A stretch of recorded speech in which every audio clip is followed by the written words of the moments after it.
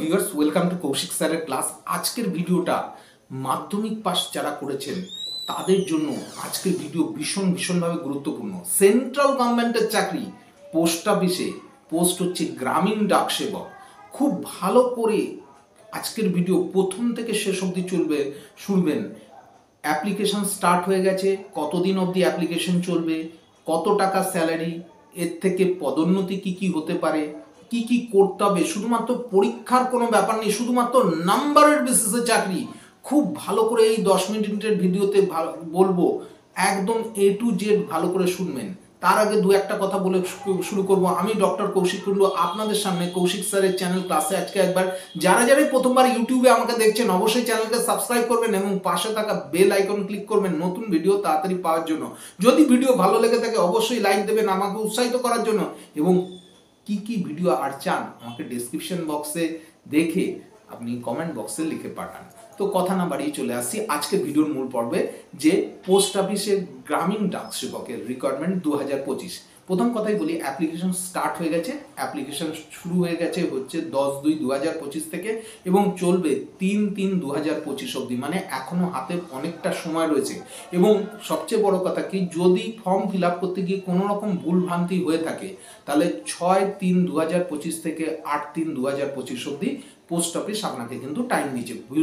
ভুল মানে কি, ধরুন আপনার টাইটেল লিখতে গিয়ে ABCD কিছু একটা গন্ডগোল হয়ে গেল, বা আপনার আধার কার্ড এন্ট্রি করতে গিয়ে কোনো রকম একটা মিস্টেক হয়ে গেল, সেক্ষেত্রে আপনি কিন্তু রেকটিফাই করতে পারেন। এইবার প্রশ্ন হচ্ছে যে অ্যাপ্লিকেশন তো করবো স্যার, অ্যাপ্লিকেশনের জন্য ফিস কত লাগবে? ফিস বলে দিই, জেনারেল ক্যান্ডিডেট এবং OBC ক্যান্ডিডেটের জন্য সরকার ধার্য করেছেন 100 টাকা করে। আপনি যদি SC ST বা ফিমেল কমিউনিটির হয়ে থাকেন সেক্ষেত্রে আপনার অ্যাপ্লিকেশন করতে কোনো টাকা লাগবে না।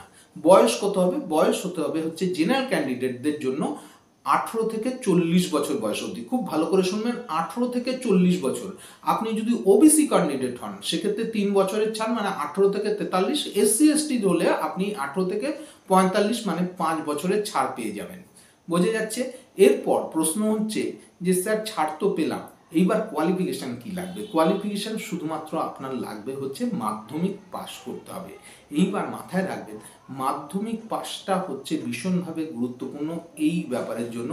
আপনি যদি মাধ্যমিকে ভালো স্কোর করে থাকেন, ধরা যাক 80% কোর্স স্কোর করেছেন, 90% স্কোর করেছেন, সেক্ষেত্রে আপনার কিন্তু চাকরি কিন্তু অনেকটাই হাতের মুঠোর মধ্যে, মানে বুঝতেই পারছেন যে চাকরি এতে।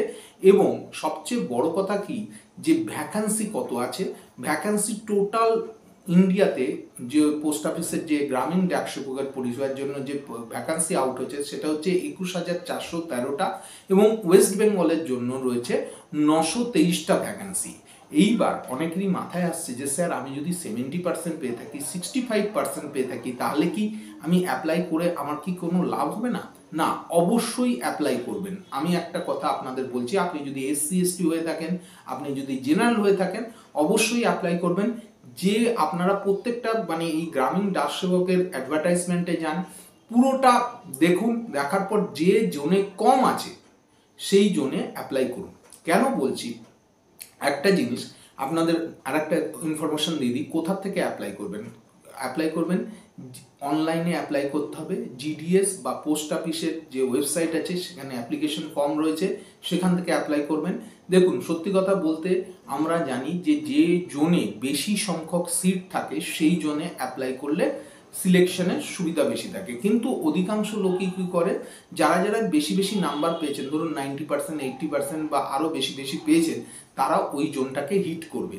সেক্ষেত্রে যেখানে কম, ধরুন আসানসোল জোনে প্রায় 12টা ভ্যাকান্সি রয়েছে হচ্ছে আসানসোল জোনে, সেখানে আসানসোল জোনে কিন্তু অনেক পরিমাণ কম লোকে অ্যাপ্লাই করবে। সেক্ষেত্রে আপনি যদি ওই আসানসোল জোনকে টার্গেট করে অ্যাপ্লাই করেন, অনেকেই কি করবে যে এই জোনে ভ্যাকান্সি কম, সেই জোনে অ্যাপ্লাই করব না। তো এই জন্য দেখা গেল আপনি অ্যাপ্লাই করলেন। এবার যদি আপনার লাক ফেভার করে, আপনি কিন্তু চাকরিটা কম মানে একদম কি বলবো, সত্যি সুন্দরভাবে পেয়ে যাবেন। এবং সবচেয়ে বড় কথা কি, এটা একমাত্র চাকরি যেটা সরকারি চাকরি, এবং মাত্র 4 ঘন্টা সময় দিয়ে আপনি কিন্তু করতে পারবেন। এবং 4 ঘন্টা সময় দিয়ে কি গভর্নমেন্ট আপনাকে এটা পর্যন্ত পারমিশন দিয়ে দিয়েছে, আপনি যে 4 ঘন্টা সময়ের পর আপনি যদি অন্য কোনো কাজের সাথে যুক্ত হন তাতেও কোনো কিন্তু অসুবিধা নেই। এইবার প্রশ্ন হচ্ছে কি, যে এই যে চাকরি আপনারা করছেন বা চাকরি করছেন গ্রুপ ডি এছাড়াও মাধ্যমিক পাশে কি আর্থিক স্যার কী কী চাকরি হতে পারে? মাধ্যমিক পাশে এই গ্রামীণ ডাক সেবক ছাড়াও আপনারা জানেন রেলের গ্রুপ ডি বেরিয়েছে, এমটিএস আছে, পুলিশ আছে এবং পাবলিক সার্ভিস কমিশনেরও বহু পোস্ট আছে যেগুলোতে আপনি অ্যাপ্লাই করতে পারেন। এইবার যেগুলো আসছি মেন পয়েন্ট, যেটা হচ্ছে কি যে গ্রামীণ ডাক সেবকে আপনি ধরুন আপনার অ্যাপ্লিকেশন সিলেক্ট হলো, তো সিলেক্ট হলে স্যার আমার আর কি কি লাগবে? প্রথম কথাই বলে দিই, অ্যাপ্লিকেশন ফর্মে যখন আপনি ফিল আপ করতে যাবেন কয়েকটা জিনিস ভীষণভাবে জরুরি। 1 নম্বর হচ্ছে 10th মার্কশিট অরিজিনাল আপনার দরকার পড়বে। আপনার কাস্ট সার্টিফিকেটের প্রচণ্ডভাবে দরকার পড়বে। আপনার পিডব্লিউডি যদি হন, ফিজিক্যাল হ্যান্ডিক্যাপ, তার সার্টিফিকেটের দরকার পড়বে। আপনি যদি ইডব্লিউএস, তার সার্টিফিকেটের দরকার পড়বে। আপনার একটা ফটো আইডি বলতে দেখুন অনেক রকম হতে পারে, আপনি ভোটার কার্ড হতে পারেন, আধার কার্ড হতে পারেন, প্যান কার্ড হতে পারেন, ফটো আইডির দরকার পড়বে। আপনার দরকার পড়বে মেডিকেল সার্টিফিকেটের এবং আপনার আরেকটা জিনিসের দরকার পড়বে, সেটা হচ্ছে বার্থ সার্টিফিকেটের প্রুফ। সেক্ষেত্রে আপনি নিজের বার্থ সার্টিফিকেট দিতে পারেন, মাধ্যমিকের অ্যাডমিট কার্ড বা মাধ্যমিকের সার্টিফিকেটের অরিজিনাল আপনি শো করতে পারেন অ্যাজ এ প্রুফ হিসাবে। তার মানে বুঝতে পারছেন এই যে ডকুমেন্ট ভেরিফিকেশনস, মানে কি যে ডকুমেন্টগুলো লাগবে এই জায়গায় সিলেকশন হলে এই ডকুমেন্টগুলো আপনার কিন্তু রীতিমতো রেডি থাকতে হবে। এবং আফটার দ্যাট আপনার কি করতে হবে? আফটার দ্যাট যে জিনিসটার দরকার পড়বে সেটা আপনাকে জিজ্ঞাসা করবে হয়তো কম্পিউটারের নলেজ আপনার আছে কিনা। এইবার আপনি হয়তো বললেন যে কম্পিউটারের নলেজ তো আছে, কিন্তু কোনো কি সার্টিফিকেট দেখাতে হবে? না, এখানে সার্টিফিকেট দেখাতে হবে না, কম্পিউটারের নলেজ আছে কিনা এটা কিন্তু জিজ্ঞাসা করবে। আপনি যদি না থাকে অবশ্যই শিখে নিন, আর যদি না থাকে, যদি ওখানে গিয়ে না কিন্তু বলবেন না, না বললে কিন্তু আপনার জবটা হবে না, পরিষ্কার কথা বলে দিচ্ছি। আপনাকে হ্যাঁ বলতে হবে। আপনাকে জিজ্ঞাসা করবে আপনি কি সাইকেল চালাতে জানেন? আপনি সাইকেল চালানোটা খুব একটা বড় ব্যাপার নয়, অধিকাংশ মানুষই জানে। যদি না জানেন শিখে নিন এবং ওখানে গিয়ে হ্যাঁ বলবেন, কারণ নাকি আপনাকে কিন্তু সাইকেল চালিয়ে চাকরি করতে হবে। এইবার পোস্ট কি কি আছে? পোস্ট প্রথম কথাই বলে দিই যে পোস্ট হচ্ছে বিপিএম রয়েছে, এবিপিএম রয়েছে এবং গ্রামীণ ডাক সেবক রয়েছে। বিপিএম মানে কি? Branch postmaster, assistant branch postmaster এবং গ্রামীণ ডাক সেবক। আমি ভিডিওর প্রথমেই বলেছিলাম আপনাদের যে এই ভিডিও থেকে আপনি গ্রামীণ ডাক সেবক থেকে হয়তো অনেকটা উন্নতি করতে চান, যে না আমি 4 ঘন্টা নয় আরও ভালো পোস্টে যেতে চাই। সেক্ষেত্রে আপনি যদি জিডিএস মানে গ্রামীণ ডাক সেবক পোস্টে জয়েন করার পর 3 বছর কাজ করার পর আপনি এমটিএস পরীক্ষা দিতে পারেন। এমটিএস মানে মাল্টিটাস্কিং স্টাফ। এখানে আপনি কিন্তু সরাসরি পেয়ে যাবেন। বুঝতেই পারছেন ডিপার্টমেন্টাল পরীক্ষা, কম্পিটিশন একদমই নেই, সুতরাং প্রমোশন আপনি পেয়ে যাচ্ছেন। এবং সেখানে যদি আপনি 2 বছর কাজ করে আবার যদি আপনি পরীক্ষা দেন, সেখানে কিন্তু আপনি পোস্টম্যান হয়ে যেতে পারেন। এবং পোস্টম্যানের পর 3 বছর কাজ করার পর আপনি পরীক্ষা দিলে আপনি পোস্টাল অ্যাসিস্ট্যান্ট হয়ে যেতে পারেন।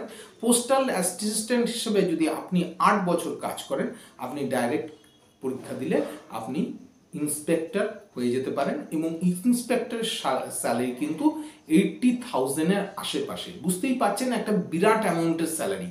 এইবার অনেকেই প্রশ্ন করবে যে আপনি তো এত কথা বলছেন, তাহলে গ্রামীণ ডাক সেবকের স্যালারি কত আছে?